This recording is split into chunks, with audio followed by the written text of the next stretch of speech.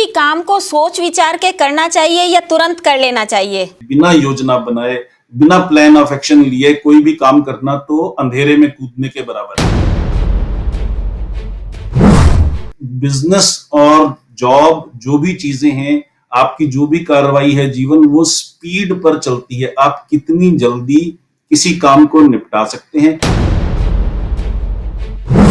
तो बहुत से ऐसे लोग इस जीवन में सिर्फ इसलिए असफल हो जाते हैं कि वो हमेशा सोचते ही रहते हैं, काम की तरफ, एक्शन की तरफ बढ़ ही नहीं पाते। कि योजना बनानी चाहिए और काम करना चाहिए, असल में कॉन्ट्रडिक्टरी नहीं है, बल्कि एक दूसरे की संपूरक हैं, एक दूसरे को सप्लीमेंट करती हैं और कॉम्प्लीमेंट। जिंदगी में आगे बढ़ना है अगर, तो ये जरूरी है कि हम ये देखें कि अब हम नया क्या कर सकते हैं, इससे पार कैसे पा सकते हैं, अड़चन आई है, अड़चन को दूर कैसे कर सकते हैं। नमस्कार, D5 चैनल हिंदी देख रहे दर्शकों का मैं वंदना स्वागत करती हूं। आज एक बार फिर हम जुड़े हुए हैं मोटिवेशनल गुरु PK खुराना जी से। खुराना जी, आपका बहुत बहुत स्वागत है हमारे इस प्रोग्राम में। नमस्कार वंदना जी, और बहुत बहुत स्वागत है D5 हिंदी चैनल के दर्शकों का। और मुझे खुशी है कि आपके माध्यम से एक बार फिर मैं उनके रूबरू हो रहा हूँ। धन्यवाद। खुराना जी, आज का हमारा टॉपिक क्या रहेगा? आज का हमारा टॉपिक रहेगा सफलता का मूल मंत्र क्या होता है, इस पर हम बात करना चाहेंगे। खुराना जी, ये कहा जाता है कि काल करे सो आज कर। अक्सर आप ही ने बहुत बार बोला है ये, तो इसके पीछे क्या मंशा होती है? देखिए, काल करे सो आज कर तो बहुत ही उपयुक्त और जीवन में काम आने वाला एक संदेश है। पर अब ये संदेश कुछ और मॉडिफाई हो गया, कुछ और बदल गया, इसमें कुछ और सुधार हो गया। और अब ये कहना कि काल करे सो आज कर की जगह ये है कि काल करे सो अब कर, तुरंत कर, अभी के अभी कर। क्योंकि अब जो जमाना है उसमें बिजनेस और जॉब जो भी चीजें हैं, आपकी जो भी कार्रवाई है जीवन, वो स्पीड पर चलती है। आप कितनी जल्दी किसी काम को निपटा सकते हैं, कितनी जल्दी किसी काम में सक्षम हो सकते हैं, कितनी जल्दी कोई काम, नई चीज, नया गुर, नया हुनर सीख सकते हैं, इन पर आपके जीवन की सफलता बहुत कुछ निर्भर करती है। और उसमें एटीट्यूड का भी अपना रोल होता है। तो काल करे सो आज कर उपयुक्त है, पर सर्वाधिक उपयुक्त, इससे भी ज्यादा उपयुक्त यह है कि काल करे सो अब कर, तुरंत कर। किसी भी काम को सोच विचार के करना चाहिए या तुरंत कर लेना चाहिए? देखिए, सोच विचार तो होना ही चाहिए। किसी भी काम को करने से पहले हमें कई चीजों का ध्यान रखना होता है। नंबर 1, हमारी क्षमताएं क्या हैं, कैपेबिलिटीज क्या हैं, काम करने के लिए हमें किन साधनों की जरूरत है, काम में क्या क्या अड़चनें आ सकती हैं, उन अड़चनों को दूर करने के लिए हम क्या कर सकते हैं, और अगर अड़चन दूर हो ही नहीं सकती, मेरे पास और साधन क्या हैं, ये सोचना तो बहुत जरूरी है। बिना प्लानिंग के, बिना योजना बनाए, बिना प्लान ऑफ एक्शन लिए कोई भी काम करना तो अंधेरे में कूदने के बराबर है। इसलिए ऐसा तो नहीं होना चाहिए बिल्कुल भी कि हम बिना सोचे विचारे कोई काम करें। लेकिन बहुत से लोगों में जो कमी होती है वो ये है कि वो सिर्फ सोचते ही रह जाते हैं, एक्शन पर आते ही नहीं। बल्कि यहां तक हो जाता है कि वो ये सोचते हैं कि ये काम मैंने करना है, उसकी योजना बनाई, फिर उनको कोई नया विचार आ गया और ये लगा कि पुराना काम करने में ज्यादा दिक्कतें हैं, नए विचार की तरफ चल पड़े। फिर नए विचार की योजना बनाई, उसके बाद किसी और नए विचार की तरफ चल पड़े। तो बहुत से ऐसे लोग इस जीवन में सिर्फ इसलिए असफल हो जाते हैं कि वो हमेशा सोचते ही रहते हैं, काम की तरफ, एक्शन की तरफ बढ़ ही नहीं पाते।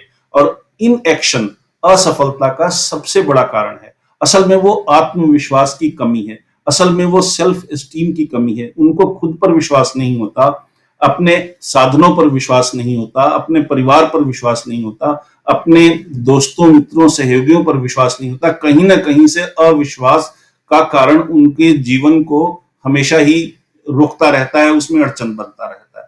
तो 2 चीजें हैं। नंबर 1 कि प्लान करना ही चाहिए, बिना प्लान किए काम नहीं करना चाहिए। लेकिन एक बार प्लानिंग जब खत्म हो जाए, वो फेज पूरा हो जाए, तो सेकंड फेज में और फर्स्ट फेज के बीच में गैप नहीं होना चाहिए। तब एक्शन तुरंत शुरू हो जानी चाहिए। उसमें अगर उसके बाद भी कोई ऐसी नई अड़चन आएगी जिसकी पहले संभावना नहीं थी, जिसकी पहले हमने कल्पना नहीं की थी, जिसके लिए हमने पहले इंतजाम नहीं किया था, तो भी काम करते करते वक्त भी उसके लिए कई हल सूझ सकते हैं, कई हल सोच सकते हैं। पर अगर काम ही नहीं शुरू करेंगे तो फिर तो यह है कि हम घर से तब चलेंगे जब रास्ते में हर जगह पे ग्रीन लाइट हो जाए, कभी भी चल ही नहीं सकेंगे। इसलिए ये बहुत जरूरी है कि हम योजना भी बनाएं लेकिन उसको एक्शन में भी तुरंत ले आएं। अभी आपने कहा कि काम हमें करना चाहिए सोच विचार करके, और फिर आप कहते हैं कि एक्शन भी तुरंत लेना चाहिए, तो ये दोनों बातें तो एक दूसरे की विरोधी हैं।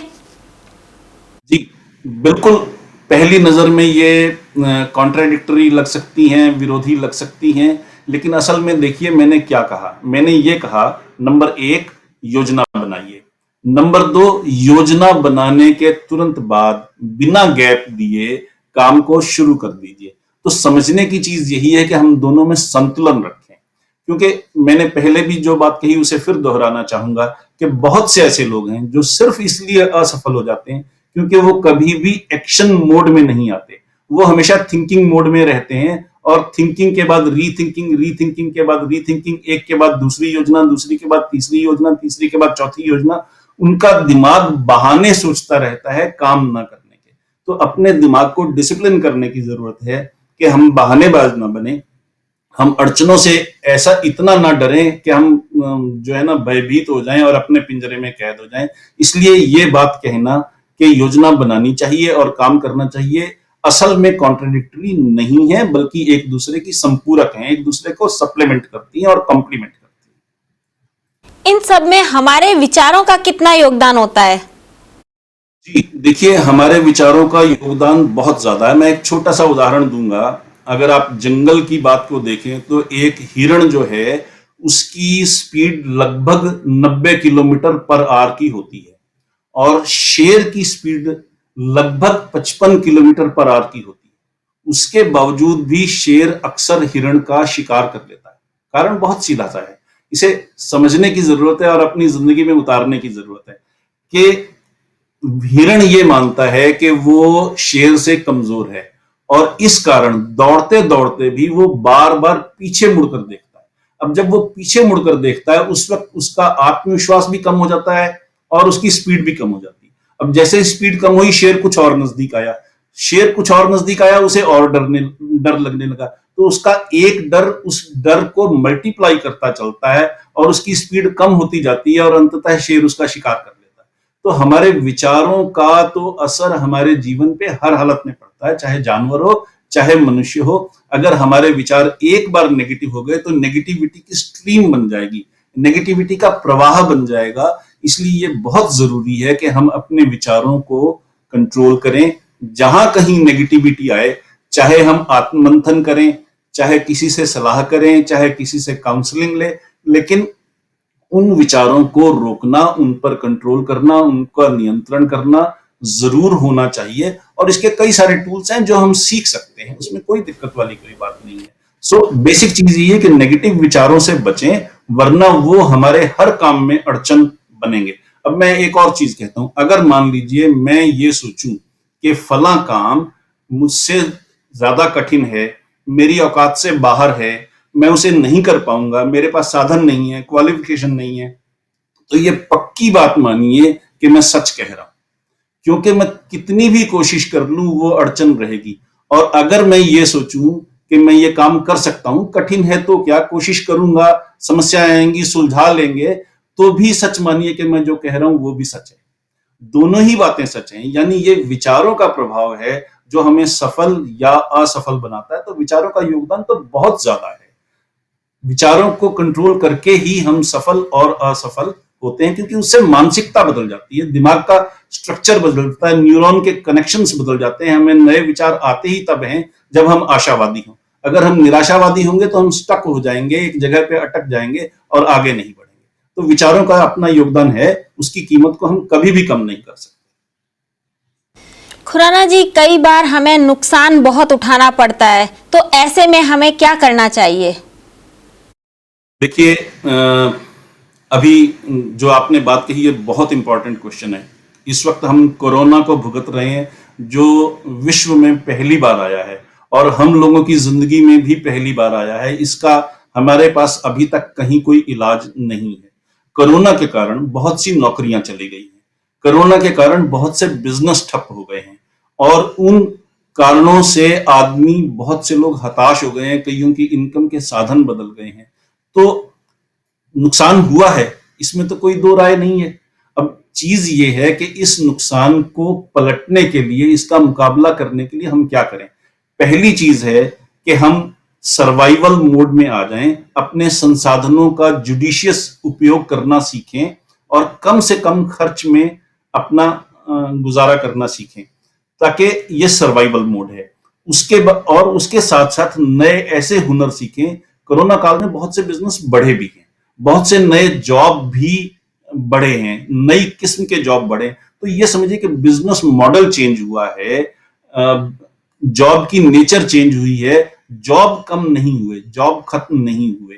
सो हमें बेसिक ये समझने की जरूरत है कि आज इस नए हालात में किस तरह के जॉब की जरूरत है, किस तरह के बिजनेस के लिए ज्यादा फ्यूचर है। हम वो हुनर अपने अंदर सीखने की कोशिश करें, वो होगा रिवाइवल मोड। पहले था सर्वाइवल मोड कि हम अपने खर्चे को कंट्रोल करें, दूसरा है हम नए हुनर, नए गुर, नई चीजें सीखें, तो वो है रिवाइवल मोड। और तीसरी चीज है, जब हम इससे पार पा लें, जब भी वो समय आए, 2 महीने बाद, 3 महीने बाद, 4 महीने बाद, तो हमारे पास जो नया हुनर होगा वो हमें सफलता की ऊंचाइयों तक ले जाएगा और वो होगा थ्राइविंग मोड। सो अभी सर्वाइवल, फिर रिवाइवल, फिर थ्राइवल। सो सर्वाइविंग, रिवाइविंग, थ्राइविंग के इस फॉर्मूले को समझ करके हम अपने आप को फ्यूचर के लिए तैयार करें, तो हम नुकसान को भी बर्दाश्त कर सकते हैं। देखिए, नुकसान तो हो ही गया, उसको लेकर के हम उदास होते रहें, चिंतित होते रहें और स्टक हो जाएं, निराश हो जाएं, हताश हो जाएं, तो जिंदगी में आगे कैसे बढ़ेंगे। तो जिंदगी में आगे बढ़ना है अगर, तो ये जरूरी है कि हम ये देखें कि अब हम नया क्या कर सकते हैं, इससे पार कैसे पा सकते हैं, अड़चन आई है, अड़चन को दूर कैसे कर सकते हैं, उसके लिए कोलैबोरेट कर सकते हैं, 2-4 साथी मिल करके कोई नई चीज कर सकते हैं, एक दूसरे को सप्लीमेंट कर सकते हैं, बहुत सी चीजें हैं। ओनली थिंग इज हम पॉजिटिव होकर के एक्सप्लोर करने की कोशिश करें, नया सोचने की कोशिश करें, और फिर जब हम पॉजिटिविटी से एक्सप्लोर करते हैं तो बहुत से साधन निकल आते हैं, बहुत से उपाय निकल आते हैं जो हमारी पहली नजर में, हमारी दृष्टि में नहीं आए होते। इतनी सी बात है। सो पॉजिटिव विचार, एक्सप्लोर करने की आदत, इन 2 चीजों से ही हम इस मतलब कठिन दौर में भी सफल हो सकते हैं और आगे जिंदगी को ज्यादा ऊंचाइयों तक ले जा सकते हैं। खुराना जी, आपने हमें सफलता का मूल मंत्र बता दिया है। आपका बहुत बहुत धन्यवाद। बहुत शुक्रिया वंदना जी। और मैं फिर एक बार आपके माध्यम से D5 हिंदी चैनल के दर्शकों का धन्यवाद करना चाहूंगा। उनका प्यार हमें हमेशा मिलता रहा है, आगे भी मिलता रहेगा। बहुत बहुत शुक्रिया। अगले एपिसोड में आपसे फिर मुलाकात होगी, तब तक के लिए नमस्कार।